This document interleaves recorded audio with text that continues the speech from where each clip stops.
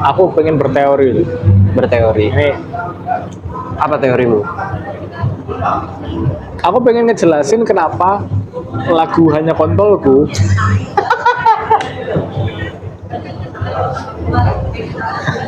hanya kontolku yang bisa selamatkan dunia, kekuatan besar loh. Kenapa lagu itu bisa viral dan disukai masyarakat? Pertama-tama, lagu itu tuh berhasil mengemulasikan narsisme yang ada dalam diri manusia. Ngerti nggak? Oh iya, aku nggak ngeliat ke arah sana loh. Ngerti nggak? Jadi kayak Ngerti nggak? bayangin ya, dia tuh waktu kita bahas lagu itu tadi, lirik awalnya adalah semua masalah dunia tuh, kelaparan, korupsi, semuanya. Ini solusinya apa? Hanya kontolku yang bisa selamatkan dunia, kekuatan besar. Kok bisa? Kok bisa masalah kompleks kelaparan, perang dunia, korupsi, solusinya kontol? Tapi menurutmu narsisme itu penting nggak? Wah anjrit. Ini udah mulai ke arah filosofis nih kalau apakah narsisme itu penting? Itu opener kan tadi. Betul. Apakah narsisme itu penting? Menurutku, narsisme itu bukan penting nggak penting, tapi itu ada. Oh, Kayak gini, narsisme itu tidak hanya di manusia. Nah, oke. ini kalau dari Carl Sagan ya, Shadows of Forgotten Ancestor, banyak kelakuan kita tuh sebenarnya sama simpanse mirip. Salah satunya narsisme. Oh ya? Simpanse itu narsis, Pak. Gimana? Nggak usah simpanse. Hewan pada umumnya itu narsis. As in kayak mereka ingin menonjolkan dirinya supaya mereka punya pasangan kawin. Oh, oke. Nah, Oh, kebayang. Oh, Jadi kebayang. rootnya narsisme itu Adalah mating instinct. mating instinct, betul. Iya. Betul. Contoh paling simpel kan burung merak. Iya. Kalau misalnya simpanse itu juga sama. Simpanse itu pejantan-pejantannya akan selalu berlomba-lomba untuk menjadi alfa. Iya. Nah, dengan cara bertarung, ya kan, atau providing makanan lebih banyak. Betul. Supaya apa? Karena dengan mereka ada di puncak kastanya kelompok simpanse tadi, mereka bisa melakukan harem. Harem itu apa? Satu pejantan banyak betina. Oh. Loh, iya. Itu insting simpanse, Pak. Insting simpanse. Makanya aku tuh ngelihat. Jadi, bentar. Nih, recall dikit gitu ya. Ya. Jadi narsisme itu ada karena mating instinct. Mating insting, betul. Insting yang mana itu hewaniah. Hewaniah. Ya kan? Karena kan manusia hewan. Iya. Wah, kita langsung sepakat ya. Kita langsung sepakat. Manusia itu hewan. Netizen gue nggak sepakat soalnya. Masih ada tuh netizen kayak, oh enggak, siapa bilang kita adalah simpanse? Anda tidak diundang. Anda tidak diundang di. Gue punya hot text yang lebih hot. Akal itu kan hanya romantisasi insting. Akal itu tidak ada. Oh ini obrolan kita yang waktu itu ya? Oh iya, ini Masih berlanjut ya? masih berlanjut. Bagi aku tuh akal itu kan apa namanya? Balik lagi ujung-ujungnya insting. Kita balik ke insting. Insting itu kan insting untuk bertahan hidup, ya kan, memakan atau dimakan. Ya. Lalu Mating, ya kan, meneruskan keturunan. Keturunan. Nah, sekarang coba kita balik nih. Kita sekarang ngapain sih? Kita berkarya. Oke. Kita berkarya, kita bekerja. Kita melakukan aktivitas apapun yang menggunakan akal kita. Akal dalam tanda kutip. Itu ujungnya apa? Ujungnya karena kita mau bertahan hidup. Kita mau mau bertahan hidup, mau ya makan atau tidak dimakan gitu. Makan atau dimakan. Ya dan ada sisi narsisme yang mana kita juga mau dilihat untuk mating. Nah, itu hot text, Bro. nah ya. Nah, Ini teori yang aku baca di bukunya Arsitektur Perilaku, aku lupa teorinya siapa, tapi ini salah satu yang terkenal kalau kita ngomongin behavior manusia. Ada satu ilmuwan yang menggolongkan berpikir manusia itu ada berpikir cepat sama berpikir lambat. Ya. Nah, yang kita biasa sebut dengan insting itu adalah berpikir cepat tuh. Kayak ya udah kita kalau kejadian kayak gini, insting kita ngapain? Ya. Nah, berpikir lambat tuh ya mikirin masa depan, merencanakan sesuatu, menghayal, berfantasi, berfilosofi, itu berpikir lambat. Kamu tahu nggak kenapa gitu? Nah, Kenapa hanya manusia yang seperti itu, tahu nggak? loh, jangan salah. Enggak. Kenapa so far yang kita tahu, yang orang-orang tahu nih, hanya manusia yang kayak gitu. Tahu nggak kenapa? Aku pernah baca. Kenapa? Itu karena jumlah neuron per sentimeter kubik di otak itu manusia terbesar atau kedua terbesar, aku lupa. Pokoknya dia salah satu yang paling besar. Jadi lagi-lagi ya itu sama, itu insting yang akal, itu memperkuat teori aku tentang insting itu adalah akal. Karena ya itu hanya neuron aja yang bekerja, itu hanya kerja neuron aja. Ayo kita bikin jalan tengahnya yuk. Menurutku, kalau definisi begitu, definisiku adalah akal adalah insting yang berevolusi. Akal adalah hasil evolusi dari insting. Oke, boleh. Setuju nggak? Setuju. Gini. Oke, setuju. Ini Carl Sagan punya quote bagus banget. Dia tuh bilang, yang namanya evolusi itu barter. Yang namanya evolusi itu barter. Kita manusia kan evolusi terbesarnya di otak ya. Ya. Dibandingin makhluk lain tuh otak kita paling kompleks. Ya. Tapi kita juga yang paling lemah nih. Ya. Kita nggak punya exoskeleton nih kita nih. I see. Ya Kayak kan? emang ada harga yang harus dibayar. Betul. Untuk evolusi ke sana. Nah, salah satu harga yang menurutku ini ajaib banget sih. Ini menurutku kalau misalnya kamu mau membuktikan keberadaan Tuhan, salah satu karena ini hasil evolusi yang menurutku ajaib.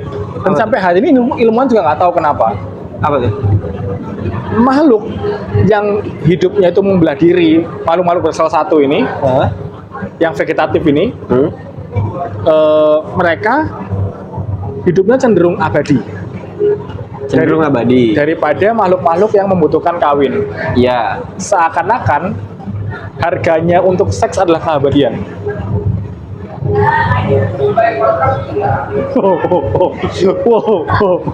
Gua off frame dulu, pusing. Aku baca itu pertama kali dan Carl Sagan juga anjir. Sumpah. Itu kayak iya juga ya. Wah anjir. Iya Soalnya juga. akhirnya kan kayak kebuka kalau kepalaku kayak ada hewan-hewan bersel satu yang bahkan mereka bisa hidup di magma loh, Cuk. Iya. Seabadi itu mereka. Carl Sagan tuh fisikis kan? Ya, fisikis. Carl Sagan menurutku fisikis yang beneran fisikis. Katanya kalau udah bikin Salah, tidak seperti Neil deGrasse Tyson. Oh. Karena hot takes lagi nih ya. Hot takes lagi kalau misalnya dia udah mencari fame, Carl Sagan tuh nggak nyari fame. Ya enggak. Carl Sagan tuh nggak nyari fame. Kalau Neil deGrasse Tyson, Michio Kaku, Visos. siapa lagi gue lupa. Veritasium. Enggak. Veritasium. Kalau misalnya dia udah mencari fame, esensi fisiknya tuh bisa jadi hilang. Esensi fisiknya nggak hilang. Maksudnya esensi dia sebagai fisikis tuh hilang. Tapi Veritasium itu disertasinya dia tentang video science. Tentang konten video science, bagaimana caranya supaya video science ini efektif memberikan pemahaman pada orang yang nonton. Oh, dia background pendidikan ya? Aku nggak tahu backgroundnya apa, tapi disertasinya dia itu. Dan caranya dia tuh, ini kan nonton TikToknya dia ya. Nah, yang dia bilang adalah orang bener-bener bisa ngerti dalam sebuah video. Ini jadi ada dua video nih. Video A, dia udah nerangin konsep biasa, rumus sama penjelasan. Terus nanti orang dikasih soal gitu kan. Yang ini orang ditanya dulu, terus orang jawabannya keliru. Dijelasin kenapa dia keliru, terus dijelasin konsepnya, lalu dikasih soal lagi. Yang ini lebih ngerti daripada ini. Iya. Kuncinya adalah orang Salah harus dulu. tahu salahnya di mana. Itu Salah dia. dulu aja. Ini nggak belajar, nggak dalam belajar doang ya. Orang tuh harus tahu kalau dia salah dulu. Tahu dulu nih salah nih. Kalau orang nggak tahu, gua salah nggak belajar. Kalau kamu pernah baca tesisku? Apa? Di tesisku itu aku nulis di kata pengantar. Di kata pengantarku itu adalah dari kecil itu kita belajar. Dari kecil itu kita udah mulai belajar dari sejak kita dikasih tahu sama orang tua kita itu panci jangan dipegang, panas. Terus ada muncul rasa penasaran ya. Emang panas apa sih? Pegang lah. Oh, salah panas. dulu. Oh anjir, panas tuh kayak begini. Masih kecil tuh. Oh anjir gitu. Anjing lah panas gitu. Masih kecil ya kan. Jadi maksudku itu orang itu harus tahu kalau dia salah dulu baru dia bisa belajar. Karena apa? Karena sebenarnya belajar itu gunanya buat apa? Belajar itu gunanya untuk membuktikan. Dan kita membuktikan untuk apa? Kita membuktikan untuk belajar. Jadi itu membuktikan dan belajar itu adalah satu thought proses yang nggak bisa di nggak bisa saling lepas gitu. Ya. Jadi ya sama halnya kayak kalau kamu belajar matematika kita dikasih definisi, kita dikasih penurunan atau proof gitu kan, pembuktian. Jadi belajar itu untuk membuktikan dan membuktikan itu untuk belajar. Gitu. Jadi belajar nih kita belajar nih banyak dengan banyak buat apa? Buat membuktikan akan sesuatu. Dan ketika itu kita membuktikan itu gunanya buat apa? Buat belajar. Jadi nggak masalah, orang salah tuh nggak masalah. Aku tuh kalau kita balikin ke masalah kontol tadi ya. Ya, oh iya ya. Kita balikin masalah kontol tadi. I think itu pun juga hasil karya orang nggak takut salah tau. Betul. Ngerti nggak? Betul. Kayak kalau dia dari awal mindsetnya adalah bikin lagu tuh gini, orang pengennya ini, perasaan harus kayak gini, Takut salah. nggak akan jadi. Nggak akan tuh jadi, lagu bener. kontol. Lagu kontol adalah sebuah lagu yang diproduksi yang dia tahu ini resikonya pasti ada orang yang Betul. ngata-ngatain ngapain bule anjing. Dengan kesadaran penuh gitu ya. Dengan kesadaran penuh dia bikin lagu. Tentang hanya kontol full Iya. yang bisa menyelamatkan dunia. Dan itu dan ya entah dia salah entah dia enggak, ya dia belajar gitu. Karena dia membuktikan dulu untuk belajar. Satu lagi yang menurutku kenapa bikin lagu tadi itu populer, ada teori, aku lupa kalau nggak salah yang pertama kali bikin bukunya namanya Seth Godin. Teorinya namanya Purple Cow. Apa? Purple Cow, Sapi ungu. sapi ungu. Hah? Kamu lihat kandang sapi nih, saya sapi, kalau sapi Indonesia kan coklat ya? Iya. Kalau coklat semua. Tiba-tiba ada satu sapi ungu. Kaget nggak lo? Clickers dia. Fokus lu ke sana kan? Sapi ungu clickers. Yang vokalisnya udah nyalek. Udah jadi bupati nggak sih? Kayak bupati kok Bupati nyalek. apa gubernur ya? Ya itulah Pokoknya itu. pokoknya. Maafkan. Sapi ungu. Aduh anjir. Lanjut. Ungu itu terakhir, lo tau gak lagu Ungu yang terakhir kali nge-stuck di kepalaku? Judulnya Seperti Bintang. Hah? Soundtracknya Bima Satria Garuda. Sumpah ada seperti bintang, takdirnya bersinar terang di kepalaku. Bima berubah. Satria Garuda. Bima. Itu Bima gak sih? Kamen Rider Indonesia anjing. Lagunya Ungu tuh. Coba. Tererere. Saya mana tadi anjing? Sapi ungu. Sapi ungu. Selalu lihat ada sapi ungu. Kan perhatianmu langsung ke sana kan? Wah ada pasya. Masih callback. Nah, aku ngerasa ini yang orang jarang pikirin kalau dia lagi mau bikin sesuatu. Jarang pikirin apa maksudnya? Menjadi gimana Sapi. caranya jadi sapi ungu ini. Itu orang jarang pikirin, Pak. Tadi aku cerita ya, kayak perjalananku menjadi Bookstagram itu kayak gimana. Menurutku, Bookstagram nomor 1 Indonesia sekarang namanya itu Sela Baca Buku. Oh iya, aku tahu. Lo tahu Sela Baca Buku? Tahu. Ketika semua Bookstagram itu serius ya, kayak ngefoto buku, kasih review di bawahnya atau bikin video estetik set. Sela pakai kamera burik. Kamera burik. Terus dia melototin kamera sambil pegang buku terus bilang, "Baca buku. Jangan lupa baca buku." Oh, Itu beneran sapi ungu sih. sapi ungu kan? Sapi ungu sih. Kenapa nih bocil bisa begini? Iya. Follow. Bener. Yang lain ya, Instagram lain. Oke, nanti kalau teman-teman baca buku ini, kita akan bikin acara ini, kita akan diskusi ini. Kita semua baca buku ini ya. Sela. Kalau kalian baca buku, akhir tahun saya cosplay. Apa coba? Sapi ungu kan? Sapi ungu. Orang nggak mikirin itu. Orang mikirinnya sapi emas ya. Wah, beda, Pak. Itu udah urusan mitologi beda lagi tuh, Pak. Nah, jadi kalau ditarik kesimpulan, kalau Anda pengen sukses seperti bule hanya kontolku, Ya, ada 3 nih tadi. jadilah sapi ungu. Oh itu Ya, dari awal, Cuk. Dari awal, Cuk. ya. Sorry. Awal tadi apa ya? Anjir lupa. Sapi ungu terakhir ya? Iya. Sapi ungu terakhir. Tadi kedua, Dani salah. Berani salah. Kedua, dia mengutilisasi perasaan narsisme. Oh iya benar. Mengutilisasi Perasaan narsisme. natur hewani manusia. Betul. Nah, itu penting, Pak. Gini, Penting banget. mengutilisasi natur hewani manusia itulah yang bikin kenapa video viral di Indonesia isinya tuh thumbnail binatang, lo nggak sih? Iya. Kayak ngomongin seks, Iya. cewek-cewek seksi itu kan thumbnail binatang sebenarnya. Iya. Benar. Yang dicari adalah mating instingnya manusia sebagai hewan tadi. Sebenarnya nggak harus mating insting ya. Iya. Tapi maksudnya insting hewaninya Insting aja. hewani. Bisa ya itu apa namanya bertahan hidup, survival instingnya.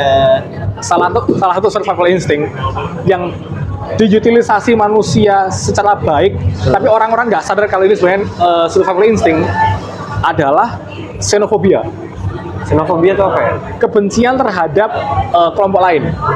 Oh, Ini tuh survival insting, Pak. survival insting aku setuju. Survival instingnya kita dari zaman simpanse, dari zaman hewan. Simpanse punya kelompok nih. Kalau ada kelompok lain datang, dia akan nyerang. Tapi ini fun fact ya. Xenofobia itu ada nih di kelompok simpanse, kelompok A, kelompok B. Kelompok A akan membenci kelompok B. Tapi kelompok A akan suka sama wanita-wanita dari kelompok B. Simpanse. Ayo. Saya sebagai simpanse. Sekarang I am a simpanse and I'm agree. sekarang kita ngerti kan kenapa kalau kita lihat cewek-cewek Bali natur hewani. Sebagai orang Jawa, lihat cewek-cewek Manado, natur hewani itu. Natur hewan. Itulah kenapa di Indonesia tuh kayak kasta tertinggi cewek tuh cindo. Tahu nggak kenapa? Ya karena Ya xenofobia itu tadi. itu pengaruh By product tadi. kita banyak Jawa nih. Jawa melihat cindo sebagai etnis yang berbeda. Ya udah, Jadi menarik.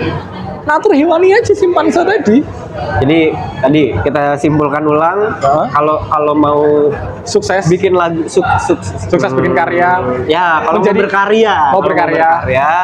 Tiga hal. Yang pertama gunakan Natur hewani, insting hewani.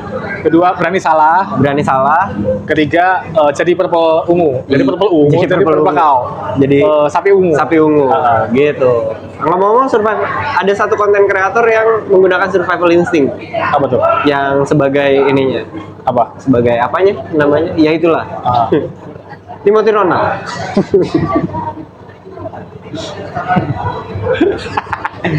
Oh, ya, ini kita berarti Timothy Donald ya. Kita tiga tadi ya. Ya.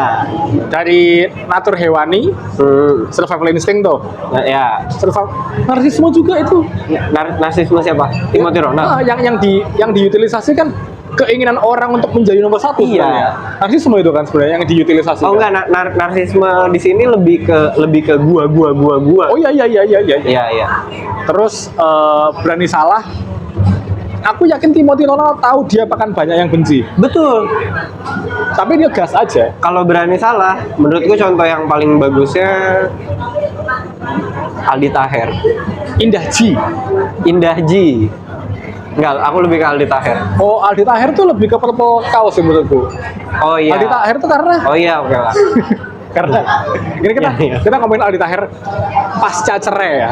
Iya. Karena Aldi Taher sebelum cerai, asli dia bintang sinetron ganteng loh. Iya, iya Bintang sinetron ganteng Aldi Taher tuh. Tapi setelah cerai, random aja. Nggak jelek. Random. Nggak jelek. Random. Random aja iya. Ngobrol ngalur ngidul lupa. Ya. Tapi keren, ini konsep yang kedua ini keren kan? Konsepnya. Kayak yang kedua aja yang diupload tuh yang pertama kayak tai. Iya. Mana ada suara kereta nih. Enggak yang Oh, yang- tadi oh, yang pertama. Kita kan ngerekam dua kan? Nah, kita kan ngerekam dua. Iya, iya. Yang ini aja yang diupload. Oh. Nah, tapi ini akan aku jadiin episode 1. Terus penonton akan nanya, anjing ini ada episode satunya yang enggak diupload. Mana? Nah, kalau ada yang nanya gitu, Oh, baru- lu akan upload ini tapi habis itu episode 2 gitu. Dengan judul episode 2. enggak ini episode 1. Ah. Tapi kita kan kita closingnya ini closing nih. Ini closing. Kita kasih tahu sebenarnya tadi kita Oh, ngerekam ada dua. episode sebelum. Ini tuh rekaman yang kedua. Rekaman yang pertama kita ngomongin nihilisme. Nah, nggak akan ku up dulu. Kalau ada yang nanya, lah berarti yang satu seseru ini juga. Nggak tahu ya. Ini kayak Snyder Cut gitu loh. Slider cut. Kalau kalian pengen yang extendednya, kalian komen aja di bawah. Iya betul, komen Mantap ya? aja, komen aja. Terima kasih Om Zak. Ya, terima kasih Oke. Adit. Sampai ketemu lagi di podcast komunitas sosial. Kita nggak tahu update-nya kapan. Iya betul.